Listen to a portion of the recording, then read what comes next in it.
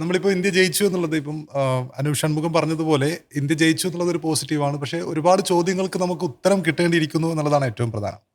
ഈ ലോകകപ്പ് തുടങ്ങുന്നതിന് മുമ്പ് ഇപ്പം അഭിഷേകിന്റെ ഫോമിലേക്ക് വരികയാണെങ്കിൽ നമ്മൾ ആ സമയത്ത് ചർച്ച ചെയ്തിരുന്നത് അഭിഷേകിനൊപ്പം ആര് ഓപ്പൺ ചെയ്യും എന്നുള്ളതായിരുന്നു. സഞ്ജു ഓർ ഇഷാൻ.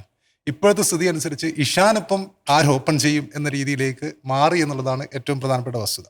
അഭിഷേക് ശർമ്മ അദ്ദേഹം നമ്മൾ കഴിഞ്ഞ പ്രാവശ്യമൊക്കെ പറഞ്ഞപ്പോൾ ഒരുപാട് പേർ സഞ്ജുവിൻ്റെ PR ഞാൻ നടത്തുന്നു എന്ന തരത്തിലുള്ള ചർച്ചകളുണ്ടായിരുന്നു. അഭിഷേകിനെ അങ്ങനെ പറയാൻ പറ്റുമോ എന്ന രീതിയിലുള്ള ചർച്ചയുണ്ടായിരുന്നു. പക്ഷേ 5 ഡക്കുകളാണ്. അതായത് ഈ ലോകകപ്പിൽ ഇതുവരെ അക്കൗണ്ട് തുറക്കാൻ കഴിയാത്ത ഒരു താരത്തിൻ്റെ ഫോമിനെ കുറിച്ച് പറയുമ്പോൾ അത് പറയേണ്ടിയിരിക്കുന്നു എന്നുള്ളതാണ്. കാരണം ഇന്നത്തെ മത്സരം നോക്കുമ്പോൾ അഭിഷേക് മൊത്തത്തിൽ അദ്ദേഹം ബാറ്റിങ്ങിന് ഇറങ്ങുമ്പോൾ ഒരു ക്ലൂലെസ് ആയിട്ടാണ് അദ്ദേഹം ഉണ്ടായിരുന്നത്. ഏറ്റവും പ്രധാനം അദ്ദേഹം ഒരു സമയത്ത്, അതായത് ഇന്ത്യ ഇറങ്ങുന്നതിന് തൊട്ട് മുമ്പ് അർഷദീപിൻ്റെ ജേഴ്സി അണിഞ്ഞായിരുന്നു ഉണ്ടായിരുന്നത്. ഗ്രൗണ്ടിലേക്ക് ഇറങ്ങിയത് സിറാജിൻ്റെ ജേഴ്സി ഇട്ടിട്ടാണ്. ജേഴ്സി ഒരു പക്ഷേ എത്തിയിട്ടുണ്ടാവില്ല, എങ്കിൽ ജേഴ്സി മറന്നുപോയതായിരിക്കാം. ഗ്രൗണ്ടിൽ എത്തിയപ്പോൾ തന്നെ അദ്ദേഹത്തിൻ്റെ ആത്മവിശ്വാസമൊന്നും നമുക്കറിയുന്ന ഒരു അഭിഷേക് ഉണ്ട്. അത് ഫസ്റ്റ് ബോൾ തന്നെ ആക്രമിച്ച് കളിക്കുന്ന ഒരു അഭിഷേക്, ആ രീതിയിൽ തന്നെ കളിക്കും എന്ന് കരുതുന്ന ഒരു അഭിഷേക്. പക്ഷേ ആമിർ പറഞ്ഞതുപോലെ പാകിസ്ഥാൻ മുഹമ്മദ് ആമിർ കഴിഞ്ഞ ദിവസങ്ങളിൽ പറഞ്ഞിരുന്നു അഭിഷേക് ഈസ് ജസ്റ്റ് എ സ്ലോഗർ എന്ന് പറഞ്ഞിരുന്നു. അദ്ദേഹത്തിന് വേണ്ടത്ര ബാറ്റിംഗ് ടെക്നിക്കില്ല, ഫസ്റ്റ് ബോൾ തന്നെ അടിക്കാൻ നോക്കുന്നു.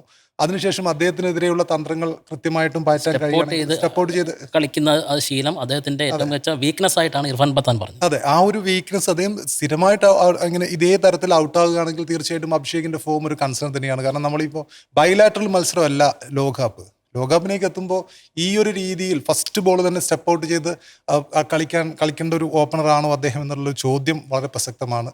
അദ്ദേഹം വീണ്ടും വീണ്ടും പരാജയപ്പെടുന്നു എന്നുള്ളത്. കഴിഞ്ഞ 2 മത്സരങ്ങളും അദ്ദേഹം ഔട്ടായ പന്തുകൾ നോക്കുമ്പോൾ അത് അത്രത്തോളം ഉപദ്രവകാരിയായ പന്തുകളാണെന്ന് പറയാൻ കഴിയില്ല. അദ്ദേഹം കഴിഞ്ഞ ദിവസം സുനിൽ ഗവാസ്കർ പറഞ്ഞിരുന്നു അഭിഷേക് ചെയ്യേണ്ടത് ആദ്യം ഒരു സിംഗിൾ എടുക്കുക എന്നുള്ളതാണ്. എല്ലാ പ്രാവശ്യവും ബൗണ്ടറിയിലൂടെ തുടങ്ങണം എന്നുള്ള വാശിയൊന്നും വേണ്ട, ആദ്യം ഒരു സിംഗിൾ എടുക്കുക, അതിനുശേഷം തുടങ്ങുക എന്ന രീതിയിലാണ് സുനിൽ ഗവാസ്കർ അങ്ങനെ ഒരു ഉപദേശമാണ് സുനിൽ ഗവാസ്കർ. ബൗണ്ടറി അടിക്കാൻ ആകെ കൂടി നമ്മൾ പ്രിവിലേജ് കൊടുത്തിട്ടുള്ള ഒരു താരം ഉണ്ടായിട്ടുണ്ട്, വീരേന്ദർ സെവാഗാണ്. ലോകകപ്പിന്റെ ആദ്യ പന്ത് തന്നെ ബൗണ്ടറി അടിച്ച് തുടങ്ങിയ ആളാണ്.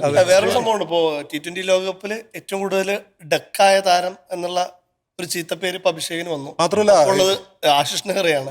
രണ്ടുപേരും 3 ഡക്ക് വീതമാണ്. വേറൊരു തമാശ കൂടിയുണ്ട്. നമ്മൾ 2024 സഞ്ജു സാംസൺ, ഇതുപോലെ ഓപ്പണറായ സഞ്ജു സാംസൺ 5 ഡക്ക് എടുത്തിരുന്നു. ഒരു കലണ്ടർ വർഷം 5 ഡക്ക് എടുത്തിരുന്നു.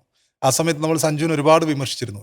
ഇതേ അഭിഷേക് ഇപ്പോൾ 2026 ആകുമ്പോഴത്തേക്ക് ഒരു കലണ്ടർ വർഷത്തിൽ 5 ഡക്ക് എടുത്തിരിക്കുകയാണ്. അതായത് ഇന്ത്യയുടെ 2 ഓപ്പണേഴ്സും ഒരു കലണ്ടർ വർഷം 5 ഡക്ക് എടുത്ത താരങ്ങൾ എന്നുള്ള ചീത്തപ്പേര് ഇതിനകം തന്നെ നേടിക്കഴിഞ്ഞിട്ടുണ്ട്.